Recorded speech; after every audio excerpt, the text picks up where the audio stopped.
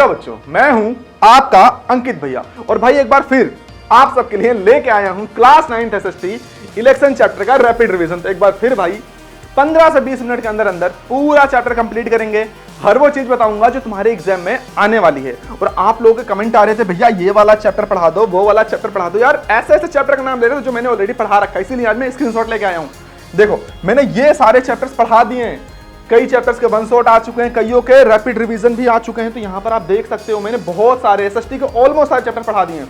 Rapid भी आ चुका है, वन शॉट भी आ चुका है। आप लोग मैथ की डिमांड कर रहे थे, भाई मैथ के भी 3 चैप्टर के वन शॉट मैंने ऑलरेडी अपलोड कर रखे हैं। प्रोबेबिलिटी हो चुका है, द वर्ल्ड ऑफ नंबर हो चुका है, यूज ऑफ कोऑर्डिनेट्स हो चुका है। और भाई जल्द ही मैथ्स के चैप्टर 5 का भी वन शॉट आने वाला है। साइंस के भी बहुत सारे चैप्टर हो रखे हैं, आप जाकर के देख सकते हो। ऐसा मैंने इसलिए किया क्योंकि बहुत सारे बच्चों के कमेंट आते भैया ये वाला चैप्टर पढ़ा दो, वो पढ़ा दो। यार वो तो मैं ऑलरेडी पढ़ा चुका हूं। तो मैंने सोचा एक बार बच्चों को बता दिया जाए कि भाई ये सब पढ़ाया जा चुका है, चैनल पे जाकर के आप देख सकते हो। अब एक और खास बात, एक बच्चा है मृणाल मानी, ये बच्चा ना मुझे 3 दिनों से लगातार इंस्टाग्राम पे मैसेज कर रहा था, भैया प्लीज किसी वीडियो मेरा नाम लो। और किस्मत पता नहीं कैसी है, बच्चा जब भी मैसेज करता था उसके जस्ट बाद मैं वीडियो रिकॉर्ड करने जाने मतलब जैसे ही मेरा टाइम होता ना वीडियो रिकॉर्ड करने का, उसके आधे घंटे पहले इस बच्चे का मैसेज आ जाता था। और मैं इससे बोलता था बच्चे आज तेरा नाम जरूर लूंगा वीडियो में। और जैसे ही वीडियो रिकॉर्ड करने जाऊं रोज भूल जाता था। फिर इसका मैसेज आया, भैया आपने फिर नाम नहीं लिया। तो आज मैंने क्या करा, स्लाइड के अंदर इसके मैसेज का स्क्रीनशॉट ले लिया कि आज तो नहीं भूलूंगा। तो क्या नाम था बच्चे, मृणाल मानी। और भाई मैं आपको एक चीज और बताना चाहता हूं कि मैं आपके हर एक मैसेजेस को पढ़ता हूं, रिप्लाई भी देता हूं, आपके हर एक कमेंट को पढ़ता हूं। हाँ थोड़ी सी देर हो जाती है तो उसके लिए नाराज होने की जरूरत नहीं है। और आपको एक बात बताऊं, जैसे गाड़ी के लिए पेट्रोल जरूरी होता है ना, बिना पेट्रोल गाड़ी नहीं चल सकती ना, ऐसे जो तुम्हारे कमेंट्स है ना भाई बहुत एनर्जी देते हैं मुझे। तुम्हारे कमेंट से मुझे इतनी ताकत मिलती है कि मैं बिना थके नॉन स्टॉप काम कर सकता हूं।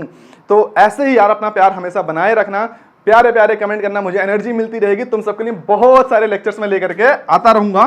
फिलहाल रैपिड रिवीजन है तो जल्दी जल्दी चैप्टर को करते हैं खत्म। सबसे पहला सवाल ये आता है, भैया इलेक्शन होते क्या है। देख यार तेरे क्लास में मॉनिटर चुना जाना है। मॉनिटर कैसे चुना जाता है, पहले 2-4 बच्चे हाथ उठाएंगे, सर हम बनेंगे मॉनिटर। सारे वो 4-5 बच्चे यहाँ पर खड़े हो जाएंगे। अब हर बच्चे के नाम की पर्ची डाली जाएगी, सारे बच्चे पर्ची पर नाम लिख के ऐसे डालेंगे डब्बे में।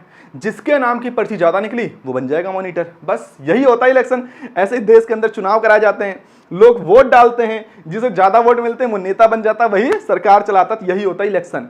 अब सवाल यह आता है, भैया ये इलेक्शन इतने जरूरी क्यों हैं, इलेक्शन ना हो तो कौन सा पहाड़ टूट जाएगा। तो देख भाई इलेक्शन इतने जरूरी इसलिए हैं क्योंकि जब देश में इलेक्शन होते हैं तब लोगों को मौका मिलता है अपना नेता चुनने का। लोग अपना मनचाहा नेता चुन सकते हैं। जब देश में इलेक्शन होते हैं तो लोगों के पास पावर आती है कि जो पहले सरकार थी उसकी कुर्सी को हटा सकते हैं, उसे बदल सकते हैं। लोगों के पास ये पावर आती है।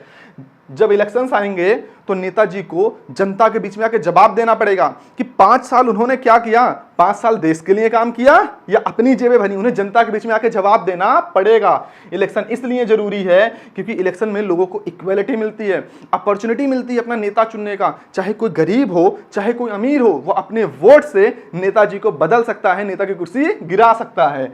यह हेल्प करता है पावर ट्रांसफर में। इलेक्शन से क्या होता है, जब हम एक वोट डालते हैं ना, बटन दबाते हैं, सिर्फ एक वोट नहीं है, असल में जब हम बटन दबाते हैं तो हम अपनी पावर को ट्रांसफर कर देते हैं उस पार्टी को, उस नेता को जिसे हमने वोट दिया। यानी अब जो हमारी जरूरतें होंगी, हमारी हक की लड़ाई, हमारी हक की आवाज अब हम नहीं, हमारे लिए हमारे नेताजी उठाएंगे जिसे हमने वोट दिया है। तो वोटिंग का असल मतलब होता है ट्रांसफर ऑफ पावर। आप अपनी पावर को उससे ट्रांसफर कर रहे हो, उस नेता को। अब वो नेताजी आपकी आवाज उठाएंगे कि नहीं उठाएंगे वो तो उनकी नीयत पर डिपेंड करता है। अगला भैया स्ट्रेंथन डेमोक्रेसी। इलेक्शन इसलिए जरूरी है क्योंकि इलेक्शन देश में डेमोक्रेसी को बहुत मजबूत करता है। अब सवाल यह आता है, देश में इलेक्शन ना हो तो कौन सा पहाड़ टूट जाएगा। भैया सबसे बड़ा पहाड़ ये टूट जाएगा कि जो नेताजी हैं, जो भी इलेक्शन के टाइम पे आते हैं, हम जनता के बीच में आते तो हैं, इन्हें डर तो होता है कि अगर मैं काम नहीं करूंगा तो अगले चुनाव में जनता मुझे हरा देगी, वोट नहीं देगी।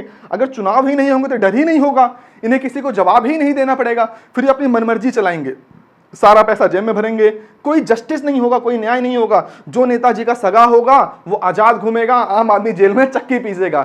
इसलिए देश में इलेक्शन क्या है, बहुत ही जरूरी। इलेक्शन नहीं होंगे तो बहुत सारी दिक्कतें आएंगी। इनफैक्ट आप ऐसा समझो कि कहीं ना कहीं डेमोक्रेसी खतरे में पड़ जाएगी, डेमोक्रेसी पूरी पूरी खत्म हो जाएगी। अब सवाल ये आता है भैया कि इलेक्शन तो चलो समझ आ गया, अब ये डिसाइड कैसे होता है इलेक्शन में कि कौन जीता और कौन हारा? तो ये डिसाइड होता है भैया इलेक्टोरल सिस्टम से। अब इलेक्टोरल सिस्टम में सबसे पहला क्या है? एफपीटीपी। एफपीटीपी का मतलब क्या है? First past the post. अब देख, एक गांव की आबादी मान ले 10,000 है, वहां पे 3 कैंडिडेट खड़े हुए हैं ए बी सी। ए को मिले 4,500 वोट, बी को मिले 3,200 वोट, सी को मिले 2,300 वोट। तो जिसे सबसे ज्यादा वोट मिलेंगे वही होगा विनर। ये कौन से मेथड से? एफपीटीपी से। समझ, जैसे अपने यहाँ प्रधानी के इलेक्शन होते हैं ना, पार्षद के इलेक्शन होते हैं ना, तो चाहे जितने कैंडिडेट खड़े हो जाएं, जिससे सबसे ज्यादा वोट मिलेंगे वही कहलाएगा विनर। किसके अंदर? एफपीटीपी वाले मेथड से। दूसरा होता है मेजोरिटी सिस्टम। सबसे पहले समझ मेजोरिटी क्या होता है। किसी गांव की आबादी अगर 10,000 है तो आधे से ज्यादा लोगों की जो आबादी होती है वो कहलाता है मेजोरिटी। मेजोरिटी का मतलब क्या है? आधे से ज्यादा। समझ आ गया? तो मेजोरिटी सिस्टम में क्या होता है? जिसे मेजोरिटी चुन ले, आधी से ज्यादा जनता जिसे चुने वो कहलाता है विनर। तो देख, मान ले भाई एक गांव की आबादी है 100, वहां पर ए को मिले 45 वोट, बी को मिले 35 वोट, सी को मिले 20 वोट। अब गांव की आबादी 100 थी तो मेजोरिटी कितनी होगी? 50 से ज्यादा, यानी आधे से ज्यादा, यानी 51, 52 ऐसा आना था। बट किसी को भी 50 से ज्यादा वोट मिले ही नहीं, तो यहां पर अभी कोई विनर डिसाइड नहीं होगा। अब सेकंड राउंड की वोटिंग होगी। अब सेकंड राउंड की वोटिंग में जिसे 50 से ज्यादा वोट मिलेंगे उसे मिल गई मेजोरिटी, और वो क्या कहलाएगा? विनर। तो ये होता है किसके अंदर? मेजोरिटी सिस्टम के अंदर। अगला है प्रोपोर्शनल रिप्रेजेंटेशन। अब देख भाई, प्रोपोर्शनल रिप्रेजेंटेशन में क्या होता है? मान लिया 3 पार्टियां हैं ए बी सी, सब ने अपना अपना कैंडिडेट उतारा था देश के अंदर। अब ए वाली पार्टी के 40 लोग चुनाव जीत गए, बी के 35 लोग और सी के 25 लोग चुनाव जीत गए। अब ये सारे, अब इनमें कोई विनर ऐसे डिसाइड नहीं होगा, अब ये सारे लोग मिल करके सरकार चलाएंगे, देश चलाएंगे। यही कहलाता है प्रोपोर्शनल रिप्रेजेंटेशन। मतलब जिसकी जितनी सीटें आ जाएंगी वो सारे लोग बैठेंगे एक साथ और क्या करेंगे? काम करेंगे, डिसीजन लेंगे कि देश में ऐसे काम होना चाहिए, ऐसे काम होना चाहिए। अगर तुम्हें यह अच्छे समझना है तो प्रोपोर्शनल रिप्रेजेंटेशन को अच्छे से हम समझ पाते हैं कहां पर लागू, कहां पर होता है बहुत अच्छे से? सिंगल ट्रांसफरेबल वोट में। देख भाई, यहां पर क्या होता है, जैसा कि मैंने बताया कि ए की कितनी सीटें आई थी? 40, बी की कितनी आई थी? 35, और सी की कितनी आई थी? 25। अबे जो लोग अलग अलग जगह से जीत के आए हैं, ये सारे ऐसे एक कमरे में बैठते हैं। उस कमरे का नाम क्या है भैया? राज्यसभा। अब 100 के 100 लोग यहाँ पे बैठ गए। अब इन्हें देश के बड़े बड़े डिसीजंस लेने हैं। अब ये सारे लोग अगर ऐसे मिलकर आपस में डिस्कस करके लेंगे तो बड़ा वो दिक्कत हो जाएगी ना यार, कि आपस में लड़ते रहेंगे। तो जरूरत है कि इन सब का भी कोई एक लीडर हो। अब इन्हीं 100 लोगों में से कोई एक लीडर चुना जाना है। तो एक बार फिर यहां पर भी होगी वोटिंग, बट यहां की वोटिंग नॉर्मल तरीके से नहीं होती। एक बार फिर यहां पर भी सब लोगों के हाथ में पर्चा दिया जाएगा। सब पर्चे पे अपने मनपसंद नेता का नाम लिखेंगे, लेकिन यहां जो पर्चा होता है उसमें 3 नाम लिखने होते हैं। पहले लिखनी जाती है फर्स्ट चॉइस, कि आपकी फर्स्ट चॉइस कौन है। फिर लिखी जाती है सेकंड प्रेफरेंस, यानी कि आपकी सेकंड चॉइस क्या है। फिर लिखी जाती है थर्ड चॉइस, यानी कि आपकी थर्ड प्रेफरेंस क्या है। फिर सारे पर्चों को इकट्ठा किया गया, एक डब्बे में डाला गया, फिर की जाएगी काउंटिंग। तो भाई मान लो जो फर्स्ट राउंड की काउंटिंग है, जो पहली काउंटिंग है, उसमें देखा गया ए को मिले 40 वोट, बी को मिले 30 वोट, सी को मिले 20 वोट। ठीक है, अब मेजोरिटी तो किसी को मिली नहीं। अच्छा, एक चीज याद रखियो, मेजोरिटी को ही क्या बोला जाता है? कोटा बोला जाता है। अभी के लिए तो समझ ले मेजोरिटी मतलब क्या होता है? कोटा होता है। ठीक है, कोटा निकालने का फॉर्मूला होता है, बट तुम बस फॉर्मूला याद रखना, तुम्हारा काम हो जाएगा। ठीक है, अभी के लिए तो समझ, मेजोरिटी बोले तो कोटा, बस अभी के लिए, अभी के लिए। ठीक है, हालांकि ये सही डेफिनेशन है। आप समझ, टोटल सीटें कितनी थी? 100।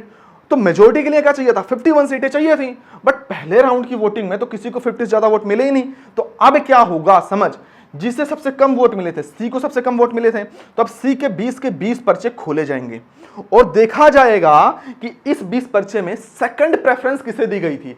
अब मान ले सेकंड प्रेफरेंस में 15 लोगों ने ए को सेकंड प्रेफरेंस दी थी और 5 लोगों ने बी को सेकंड प्रेफरेंस दी थी।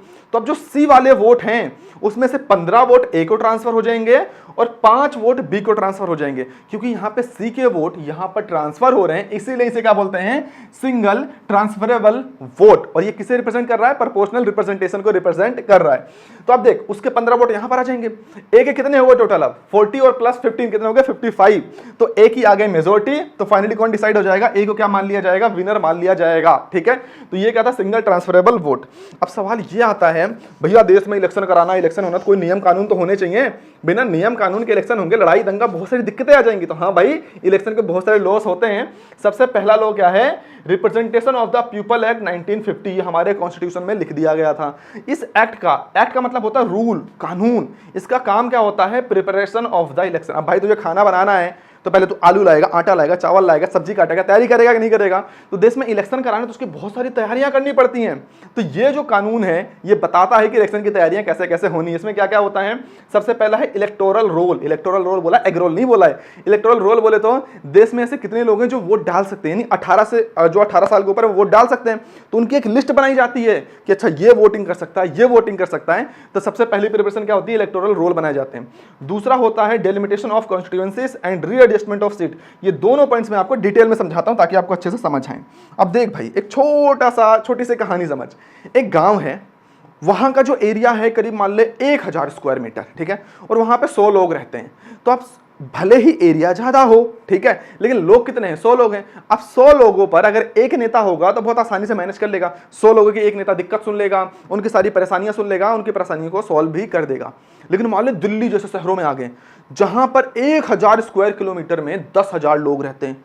अब 10,000 लोगों पर एक नेता कैसे सुनेगा दिक्कत। तब यहां पर क्या किया जाएगा कि उस एरिया को बांट दिया जाएगा छोटे छोटे एरिया में, यानी 1000 लोगों का एरिया बना दिया जाएगा और 1000 लोगों पर एक नेता दे दिया जाएगा ताकि एक नेता 1000 लोगों की बात अच्छे से सुन पाए। तो हमने देख किया क्या, दिल्ली वाला जो पूरा इलाका था, एग्जांपल से बता रहा हूं, जहां पे 10,000, जहां पर पॉपुलेशन ज्यादा थी, उसे छोटे छोटे एरियाज में डिवाइड कर दिया। उसी जो छोटे छोटे एरिया में डिवाइड कर उसे बोलते हैं कॉन्स्टिट्यूएंसी। क्या बोलते हैं, कॉन्स्टिट्यूएंसी। तो हम अलग अलग बाउंड्री बना रहे हैं अब, ठीक है। तो पॉपुलेशन के बेसिस पर समय समय के साथ ये बाउंड्रीज खींची जाती है। मान ले भाई कहीं की आबादी अभी 10,000 है तो वहां पे 10 नेता हैं, चलो भाई काम चल रहा है। समय के साथ आबादी बढ़ेगी, अब वहां की आबादी हो गई 20,000, अब तो आबादी बढ़ गई ना। अब 10 नेता वहां के लिए सफिशिएंट नहीं है, तो फिर क्या किया जाएगा, वहां पे अब फिर से पॉपुलेशन के हिसाब से सीटें बांटी जाएंगी, बाउंड्रीज की जाएंगी कि चलो अब यहां पर 20 नेता लाए जाएंगे। तो यही क्या कहलाता है, डेलिमिटेशन कमीशन, जहां पर समय समय पर क्या किया जाता है, रीड्रॉ करी जाती है कॉन्स्टिट्यूएंसी बाउंड्री। कॉन्स्टिट्यूएंसी बाउंड्रीज का मतलब क्या भाई, वो जो एरिया बांटा गया है, समझ आ गया। रीएडजस्टमेंट होता है किसका, सीट्स का। जैसे पॉपुलेशन बढ़ेगी तो कितनी सीट्स, कितने नेता यहां पे आएंगे, वो क्या किया जाता है, समय समय पर चेंज किया जाता है। और ये सारी चीजें लिखी कहां पर गई है भैया, आर्टिकल 82 में कॉन्स्टिट्यूशन के अंदर, ठीक है। अब देखो हमारे देश के अंदर समय समय पर डेलिमिटेशन हुआ है। कब हुआ था, 1952 में हुआ, फिर 1963 में हुआ, फिर 1973 में, 1973 में, फिर कब हुआ, 2002 में हुआ है डेलिमिटेशन। यानी इंडिया में ऐसा समय समय पर होता रहता है। तो एक बार फिर से आ जाओ इस वाले एक्ट पर, 1950 वाले पर। तो यहां पर ये तो इलेक्टोरल रोल समझ आ गया था, मैंने तुम्हें ये भी समझा दिया, ये भी समझा दिया, अब ये समझ में आ चुका होगा। अब बात करते हैं भाई आगे अगले कानून की, अगले लॉ की।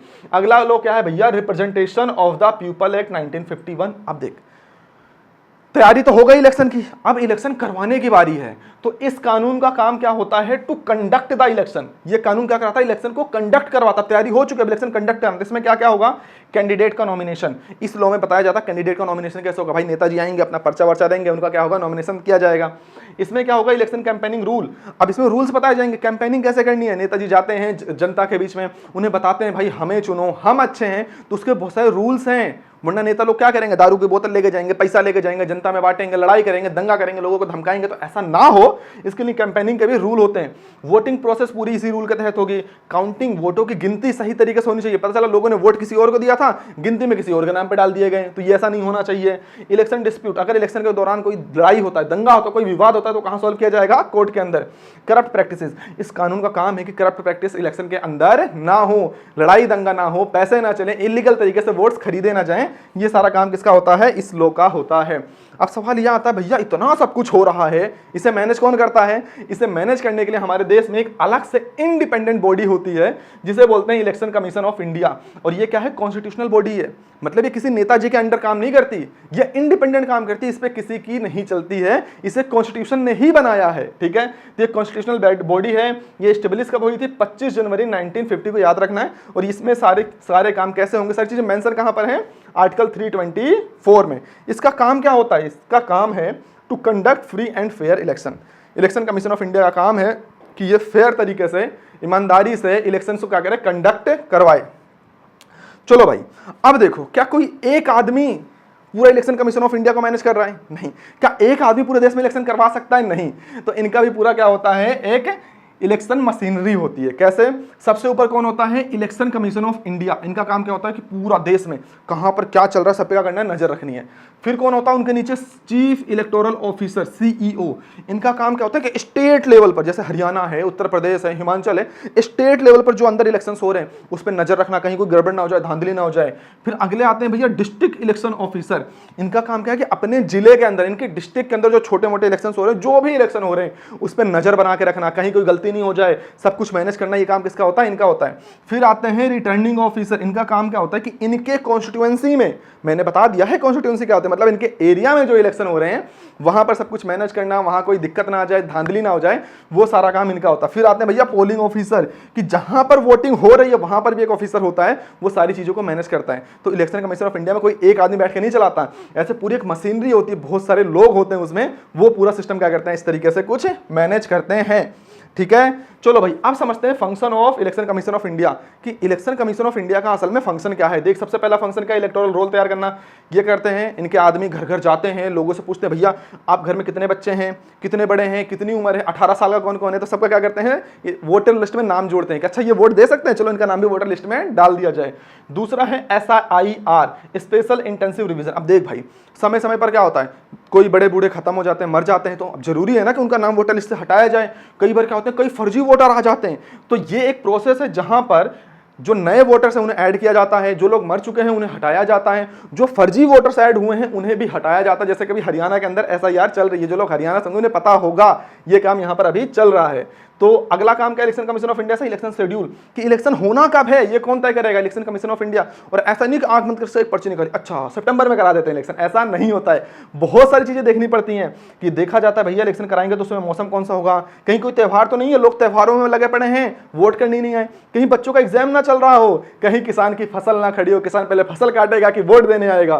तो बहुत सारी चीजों का ध्यान रख के इलेक्शन कमीशन क्या करता है, इलेक्शन की डेट को निकालता है, इलेक्शन को शेड्यूल करता है। अगला फंक्शन है भैया political party registration. Election commission क्या करता है, पॉलिटिकल पार्टी का रजिस्ट्रेशन करता है। पहले देखता है कहीं गुंडे मवाली तो नहीं है, चोर तो नहीं है आगे हमारे यहाँ इलेक्शन लड़ने के लिए, सारी चीजों को जांच पड़ताल करके फिर क्या होता है, उनका रजिस्ट्रेशन होता है। Inclusive election, election commission of India का मेन काम ये होता है कि इलेक्शन बिल्कुल फेयर तरीके से, साफ तरीके से हो, और दूसरा कोई भी इंसान वोट देने से छूटे ना। ठीक है, अब मैं यहाँ पर आपको वीवीपैट के बारे में बता देता हूँ भाई, ईवीएम के बारे में बता देता हूँ थोड़ा सा। ठीक है, देखो इसमें क्या होता है, ईवीएम क्या होता है, पहले क्या होता था ना, ऐसे पर्ची, ऐसे लोग क्या करते हैं, ऐसे पर्ची होती थी, अपना ठप्पा मारते थे, भैया हमने इन्हें दिया है वोट। ठीक है, उसमें बड़ी धांधली होती थी। फिर एक मशीन आई, उसमें ऐसे बहुत सारी बटन्स लगी होती है, इलेक्ट्रिक सिस्टम होता है, उसमें से बटन दबाते हैं, वोट चला जाता है। तो उस मशीन का नाम क्या है, ईवीएम है। अब वीवीपैट क्या है, देख जब मशीन पे हम बटन दबाते हैं तो उसमें से एक पर्ची निकलती है, अच्छा हमने इसे वोट डाला है। अब पर्ची आप नहीं लाते हो, ठीक है, वो पर्ची वहीं डब्बे में रख ली जाती है। अच्छा ऐसा क्यों? क्योंकि देखा जाता है कि मान लो इतने लोगों ने अगर इसे बटन दबा के वोट डाला है, तो अगर मान लो किसी को दिक्कत हो, कोई ऐसा बोले कि नहीं भाई ईवीएम गलत है, ईवीएम हैक हो गई, ईवीएम सही काम नहीं कर रही है, तो बाद में वो पर्ची सारी काउंट करी जाएगी।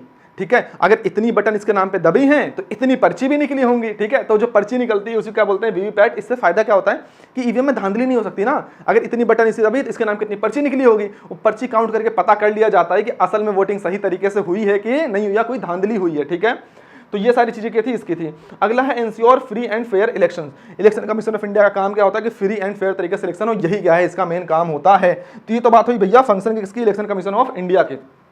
अब चलो कुछ टेक्नोलॉजी के बारे में पढ़ते हैं जो election commission of India use करता है देश में इलेक्शन को कंडक्ट कराने के लिए। टेक्नोलॉजी का जमाना है, थोड़ा बहुत तो ये भी यूज करेंगे। सबसे पहला वोटर हेल्पलाइन नंबर, जैसे तुमने बहुत सारे हेल्पलाइन नंबर देखे होंगे ना, ऐसे ही वोटर हेल्पलाइन नंबर होता है, उस पर तुम नंबर डायल करके पता कर सकते हो भैया आपका वोटिंग लिस्ट में नाम है कि नहीं है, जो भी तुम्हारी समस्याएं हैं आम आदमी के लिए होती है, तुम वहां पे अपना पता कर सकते हो। दूसरा भैया सी विजिल। सी विजिल क्या होता है, अगर पोलिंग बूथ पर कहीं लड़ाई दंगा हो रहा है, तुम्हें दिख रहा है कि यार यहाँ तो धांधली चल रही है, लड़ाई दंगा चल रहा है, तुम वीडियो बना के यहाँ पे डाल सकते हो, तो यहाँ पर क्या हो जाएगी, अगर कोई ऐसी दिक्कत हो रही है तो यहाँ पे कार्रवाई वगैरह करी जाएगी। अगला है सुविधा। ये होता है भैया नेताजी लोग के लिए सुविधा है। अब भाई कोई नेताजी आए हैं, उन्होंने अपना पर्चा दिया है, अब उनका नॉमिनेशन हुआ है कि नहीं हुआ है, या कागज अभी वहीं टेबल पे रखा है, हर एक चीज नेताजी कैसे चेक करेंगे, वो इस ऐप पर जाकर के उसे चेक कर सकते हैं। अगला है सक्षम। इस ऐप का काम क्या होता है कि लोगों में अवेयरनेस फैलाना कि भैया वोटिंग कोई ऐसी हलवा चीज नहीं है, सोच समझ के वोट डालो, हर बंदा वोट डाले, ये काम किसका है, सक्षम का है। ईरोनेट। अब भाई देख डिजिटल टेक्नोलॉजी का जमाना है, नाम चल रहा है नेट नेट नेट, तो जो हम पर्चे पर लिस्ट बनाते हैं ना, उसी चीज को डिजिटल करना, कंप्यूटर के अंदर सारा डाटा सेव करके रखना, कंप्यूटर में डिजिटलाइज करना, ये काम किसका होता है? ईरोनेट का है। अगला है भैया सुगम। सुगम काम क्या होता है? देखो इतनी बड़ी बड़ी मशीनें हैं, इतना सब कुछ होता है, चीजों को ट्रांसपोर्ट करना है, यहाँ पे करना है, वो करना है, तो उसके लिए सुगम इस्तेमाल किया जाता है, चीजों को ट्रांसपोर्ट वगैरह करने के लिए। अगला है भैया ETPBS। अब इसका काम क्या होता है? अब देख, क्या वोट सिर्फ आम आदमी डालता है? बॉर्डर पे जो अपने आर्मी के जवान हैं, भाई लोग हैं, वो वोट नहीं डालेंगे? जो डॉक्टर्स हैं, जो हॉस्पिटल में, मतलब ऐसे बहुत सारे जो बड़े बुजुर्ग हैं जो चल नहीं सकते, तो उन सब के लिए सुविधा बनाई गई है कि वहीं पर सीधा वोटिंग मशीन जाती है, बॉर्डर पे जाएगी, वो लोग वहीं से अपना वोट डालेंगे और बाद में वो मशीन आ जाएगी घर। तो इसका काम क्या होता है? सर्विस वाले लोगों के लिए होता है, आर्मी वाले लोगों के लिए होता है कि वो लोग अपना वोट वहां से डालें ताकि हर बंदा वोटिंग में पार्टिसिपेट कर सके। ठीक है, तो ये बात हुई कुछ टेक्नोलॉजीज की जो कि क्या करी जाती हैं? इस्तेमाल की जाती हैं। अब बात करते हैं थोड़ी सी पॉलिटिकल पार्टीज की। आपको पता पॉलिटिकल पार्टीज क्या होती हैं? तो पता ही है ना सबको, बहुत सारी पॉलिटिकल पार्टीज हैं, बीजेपी है, आम आदमी है, समाजवादी है, बहुजन समाजवादी है, बहुत सारी हैं। ठीक है, अब मुझे जितनी पता है, मतलब मैं नॉर्थ में रहता हूँ ना, मैं तो हरियाणा में रहता हूँ, तो मुझे जितना पता मैं यहाँ से बता रहा हूँ। तमिल में भी है, बंगाल में भी है भाई। ठीक है, बहुत सारी पार्टी, कोई ऑफेंड नहीं होगा कि हमारी वाली पार्टी का नाम नहीं लिया। ठीक है, पढ़ाई चल रही है, पॉलिटिक्स नहीं चल रही यहाँ पे। अब समझते हैं फंक्शन क्या होता है पॉलिटिकल पार्टीज का। ठीक है, इनका फंक्शन क्या होता है? Organise public opinion. इनका काम क्या होता है? कि जनता के बीच में जानना कि जनता क्या चाहती है, पब्लिक का ओपिनियन क्या है। इन पॉलिटिकल पार्टीज का काम होता है कैंपेनिंग करना, जनता के बीच में जाना, जनता को जागरूक करना कि देखो भाई पिछली सरकार चोर थी, हम थोड़े ईमानदार है, हमें वोट दो, पिछली सरकार ने ये धांधली करी है, वोट डालना चाहिए, हर एक चीज, मतलब जनता को अवेयर करना। कैंपेनिंग ऑन इशूज, मुद्दों पर बात करना कि देखो तुम्हारे यहाँ सड़क कितनी खराब है, हॉस्पिटल नहीं है, स्कूल नहीं है, ऐसे मुद्दों पर बात करना, जनता को अवेयर कराना। ऑफर मीनिंगफुल चॉइसेस, और जनता को बताना कि अगर आप हमें चुनोगे तो हम आपके लिए क्या क्या लेकर के आएंगे। ये काम होता है किसका? पॉलिटिकल पार्टीज का। अब थोड़ा सा और आगे बढ़ते हैं और पढ़ते हैं different type of political parties के अंदर। अपने देश में होती है भैया नेशनल पार्टी। नेशनल पार्टी वो होती है जो बड़ी पार्टी है, जो पूरे देश में चुनाव लड़ती है, जैसे भारतीय जनता पार्टी हो गई, कांग्रेस हो गई। ठीक है, जो बड़ी बड़ी पार्टीज होती है जो नेशनल पूरे कंट्री में क्या करती है? चुनाव लड़ती है और पूरी कंट्री पर नजर रखती है। दूसरी होती है स्टेट पार्टी, जो स्टेट लेवल की पार्टी है, जैसे जो पार्टी सिर्फ उत्तर प्रदेश के अंदर चुनाव लड़ रही है वो स्टेट पार्टी, वहां की स्टेट पार्टी, जैसे समाजवादी पार्टी हो गई। तो जो स्टेट लेवल पर चुनाव लड़ रही है वो क्या है? State party. अगला होता है रजिस्टर्ड अनरिकॉग्नाइज्ड पार्टी। अब ये क्या होता है? कुछ नई नवेली पार्टीज बन गई। ठीक है, अब वो क्या रजिस्टर तो हो गई इलेक्शन कमीशन में, बट अभी उन्हें बहुत ज्यादा पहचान मिली नहीं है, तो इन्हें बोलते हैं रजिस्टर्ड अनरिकॉग्नाइज्ड पार्टी, जो छोटी मोटी पार्टियां होती हैं। ये तो बात हुई किसकी? पॉलिटिकल पार्टीज की। अब देखो भाई, ये सारी पॉलिटिकल पार्टीज क्या करते हैं? चुनाव लड़ती हैं। अब जिस पॉलिटिकल पार्टी को ज्यादा वोट मिल जाए, मेजोरिटी मिल जाए, वो जीत जाता है और वो क्या बनाता है? गवर्नमेंट। और गवर्नमेंट काम क्या है? कानून वगैरह बनाना, देश के अंदर लॉ एंड ऑर्डर को मेंटेन रखना। अब जो पार्टियां हार जाती हैं वो क्या कहलाते हैं? अपोजिशन। क्या कहलाते हैं? अपोजिशन। और अपोजिशन का काम क्या होता है? कि ये जो इनकी सरकार बनी, इन पर नजर रखना कि कहीं चोरी चकारी तो नहीं कर रहे, इनके काम को बताना, अगर कुछ गलत करे तो इन्हें क्रिटिसाइज करना, जनता के सामने इनकी कमियों को लाना, जनता के मुद्दों को समय समय पर उठाते रहना। ये काम किसका होता है? अपोजिशन का होता है। अब पॉलिटिकल अलायंस क्या होता है? समझो पॉलिटिकल अलायंस क्या होता है। मान लो बहुत सारी पार्टियां जो चुनाव लड़ी, जैसे टोटल मान लो 400 सीटें हैं। अब 3 पार्टियां चुनाव लड़ी, बीजेपी, आम आदमी और समाजवादी। अब मैं तुम्हें मेजोरिटी सिस्टम बता चुका हूं। मेजोरिटी बोले तो आधे से ज्यादा। टोटल सीट कितनी है? 400, तो मेजोरिटी कितनी होगी? 200 से ज्यादा, यानी 201 सीट जिसकी आ जाएगी वो चुनाव जीत जाएगा। अब ये तीनों पार्टी मान लो चुनाव लड़ी। अब बीजेपी की आ गई 150 सीट, आम आदमी की आ गई 80 सीट, समाजवादी की आ गई 120 सीट। अब मेजोरिटी तो किसी की आएगी नहीं। अब ये दोनों पार्टियां क्या करेंगी? मान लो बीजेपी और समाजवादी एक साथ आएंगे, बैठेंगे, बोलेंगे यार चल एक साथ में मिल जाते हैं, मेरे पास है 150, तेरे पास है 120, दोनों मिलकर सरकार बना लेंगे, साथ में काम करेंगे। तो इसे ही बोलते हैं अलायंस, कि मेजोरिटी लाने के लिए दो पार्टियां एक साथ मिल जाती हैं और क्या होता है? एक साथ फिर सरकार बना लेते हैं। तो इसे ही क्या बोलते हैं? Alliance formation. यही कहलाता है पॉलिटिकल अलायंस। अब जो पॉलिटिकल अलायंस है ना, ये जरूरी नहीं है कि चुनाव के बाद ही हो, ये चुनाव के पहले भी हो जाता है। कई लोग चुनाव के पहले ही साथ में आकर के हाथ मिलाकर खड़े हो जाएंगे, भाई हम दोनों साथ साथ हैं, हम साथ में चुनाव लड़ेंगे, हमें ऐसे ऐसे वोट करना। ठीक है, तो पॉलिटिकल अलायंस का मतलब जब दो पार्टियां एक साथ आकर के चुनाव लड़ती हैं, एक साथ आकर के काम करती हैं और क्या बनाती हैं? गवर्नमेंट। और गवर्नमेंट बनाएंगे तो क्या मिल जाएगा? मेजोरिटी मिल जाएगी। ठीक है, अब बात करते हैं challenges to free and fair election के। क्या क्या चैलेंजेस भाई हमारे सामने? सबसे पहले मिस इन्फॉर्मेशन। मीडिया में, न्यूज में, सोशल मीडिया पर लोग, नेताजी करते हैं क्या है? जनता के अंदर मिस इन्फॉर्मेशन फैला दी जाती है। हिंदू मुस्लिम दंगा, दुनिया भर की चीजें, जातिवाद, बहुत सारी चीजें ऐसे मिस इन्फॉर्मेशन फैलाई जाती हैं ताकि आम आदमी असली मुद्दों से हटके दूसरे मुद्दों पर आकर के वोटिंग कर दे। दूसरा है फेक न्यूज, जो कि मैं बता ही चुका हूं। इंटिमिडेशन, फिर क्या है? Corrupt practices. अब देख भाई, अगर कहीं पर ऐसा इंटिमिडेशन, गुंडागर्दी से किसी को मार के धमका करके वोटिंग करवाई जाएगी तो वोटिंग फेयर तो नहीं है। ये बहुत चैलेंज, ये हमारे लिए क्या है? चैलेंज है फ्री फेयर इलेक्शन के लिए। करप्ट प्रैक्टिसेस, अब देश में अगर तुम पैसा दे करके वोट खरीदो, दारू दे करके किसी का वोट खरीद लो, तो वो तो सही नहीं है। तो ऐसा ही हमारे सामने बहुत सारे चैलेंजेस हैं to free and fair election के लिए। अब जब तुम्हारा पेपर होगा तो मैंने तो मेन पॉइंट्स बता दिए, तुम्हें थोड़ा सा बढ़ा चढ़ा के हल्का फुल्का लिखना पड़ेगा। इस चैप्टर का नोट्स भी मैं बहुत ही जल्दी अपलोड करने वाला हूँ, थोड़ा सा वो डिटेल में होंगे, थोड़ा सा वहाँ पर क्या होंगे एक्सप्लेनेशन वगैरह भी मिलेंगे।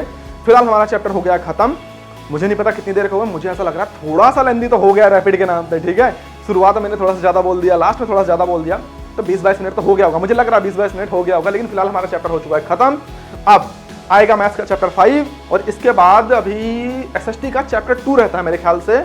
बाकी सब तो हो गया, ठीक है। बाकी अगर तुम्हें लगता है कुछ छूटा है पढ़ाना है तो मुझे बताना, मैं वो भी करा दूंगा, ठीक है भाई। चलो फिर चलते हैं, मिलेंगे किसी और लेक्चर में।